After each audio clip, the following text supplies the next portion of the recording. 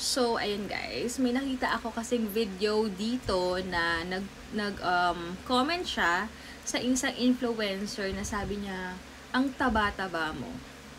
Parang sabi ko, grabe naman tong taong to. Parang, alam mo yun, minsan talaga, makikita mo rin talaga sa isang tao, sa comment pa lang niya, kung anong klase siyang tao. So, sabi ko nga kanina, kasi inuulit ko naman tong video, kasi wala pala guys. But anyway, masasabi ko lang dyan na huwag tayo basta-bastang mag-judge ng mga ganyan na nakikita sa social media or what. At make sure din, kung kaya mong sabihin yan, is ikaw, ginagawa mo yung ginagawa mo lahat para maging healthy ka or what. Pero kahit ginagawa mo, wala talaga tayong ang karapatan dyan guys. Kasi una-una ako masasabi ko dyan na iba ang babae talaga. Grabe ang hormones. Katulad ko, nag-pills ako for ilang years. Never akong tinutubuan ng tigyawat, pero ngayon nag-stop na ako going 4 months after ng surgery ng brain surgery ng husband ko. Pero ang dami nagsisilabasan dyan ng mga, alam mo yun, tapos syempre, hindi mo maiwasan kasi nag-iisip ka ng maraming bagay, ganyan. So, hindi mo alam, lahat talaga tayo may pinagdadaanan, guys. So, sabi rin ng husband ko nga, always choose to be kind din talaga. Kasi, hindi mo alam yung pinagdadaanan ng mga tao, guys. As in, parang mahirap pa dyan kapag salita ka, sabi ng mga ganyan. Baka mamaya, guys, mas malala pa yung iparana sa atin para mas maintindihan natin yung mga ibang taong matatabang sinasabihan natin, guys. Huwag ganun, guys. Okay? If instead of doing that, alam nyo guys, ang mas maganda, hanapin nyo kung ano yung dapat nating i-enhance sa sarili natin and do something about it. And then, ayun, mas okay kasi guys na mag-start muna everything sa atin. Kasi tayo, nag-reflect yan kung ano yung mga tunay na nararamdaman natin. Kung talagang masaya ka, gusto mo, yung mga tao na sa paligid natin, di ba guys, dapat yun nga guys, wait lang kasi ang lakas ng phone ng husband ko. But anyway, sabi ko nga, nag-reflect yan kung anong nasa heart natin. Kasi pag tunay na masaya tayo, hindi natin makitaan na hindi maganda yung isang tao, kung hindi tayo insecure or what.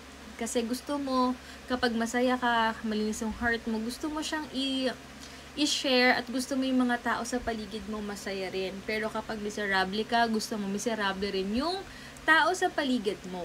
Kaya sabi nga rin ng husband ko na kapag talagang, katulad niya, sabi ko nga, yung husband ko talaga super fit niyan before since na busy sa work, tapos nagkasakit pa, na brain surgery, so ilang months siya talagang bed rest, lumobo talaga siya guys. So hindi natin masasabi na, hindi tayo basta-basta lang magja-judge na, ay, bakit ang taba niya or ganyan. Diba, guys? So, may kanya-kanya tayo. Tsaka sa mall, kapag may nakakasalubong tayo, hindi natin sila pwede i-judge. Kasi, syempre, katulad niya, pag nakita mo yung husband ko, kala mo normal kasi di tattoo, ganyan.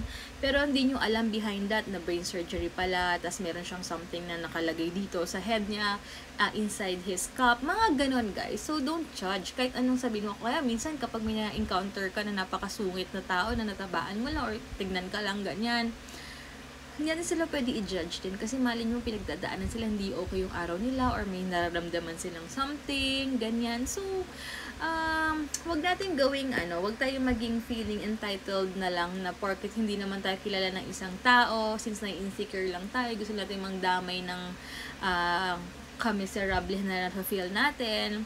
Guys, baguhin na natin yun kasi hindi din siya makakatulong. Ako, ang ginagol ko ngayong everyday talaga, na gusto ko na lang yung maging araw-araw ko makabuluhan na may magagawa akong something na makaka-help na hindi man financially or something, pero makapag-share na may inspire kayo na ma-realize na oo nga, tama ako or tama nga siya. Yung mga ganon, hindi man ako muna makapag-share ng kung ano ngayon ng material things or what guys, pero gusto ko may kabuluhan yung araw ko na may magagawa ako or kahit na sa simpleng something lang sa mga pick up boy na nang nagpi-pick up ng sa akin or sa mga guards lang dito sa ibang tao, makapag-share ka ng maliit na bagay lang na alam mo yun, makakatulong ka kahit hindi malaking bagay, guys. So, yun lang, gawin natin makabulong kasi ang bilis-bilis ng araw, matatapos na nga yung taon na to. So, alam at naniniwala ako, guys, na okay lang magkamali kasi lahat naman tayo dumadating dyan. Kahit ako,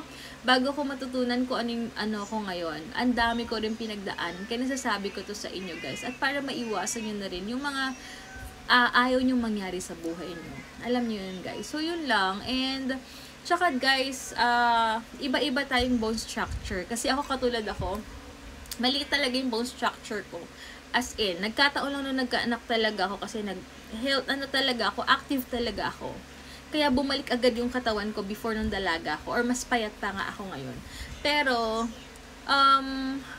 iba-iba tayo. May mga talagang tao na malaking bone structure nila, ganyan. So, ayun guys, iwasan na lang natin yung magsalita ng hindi maganda. It number 1 rule nga, diba? Na, hindi naman number 1 rule, pero isa sa mga rules din guys, na wag ka magsasabi na, ay, ba't ang taba mo? Or ba't tumaba ka? Ay, ba't tinigyawat ka? Ay, bakit hindi ganun guys. I-keep na lang natin sa sarili natin kasi hindi rin lahat kayang mag-take ng mga ganyan. Hindi nyo alam yung effect sa kanila.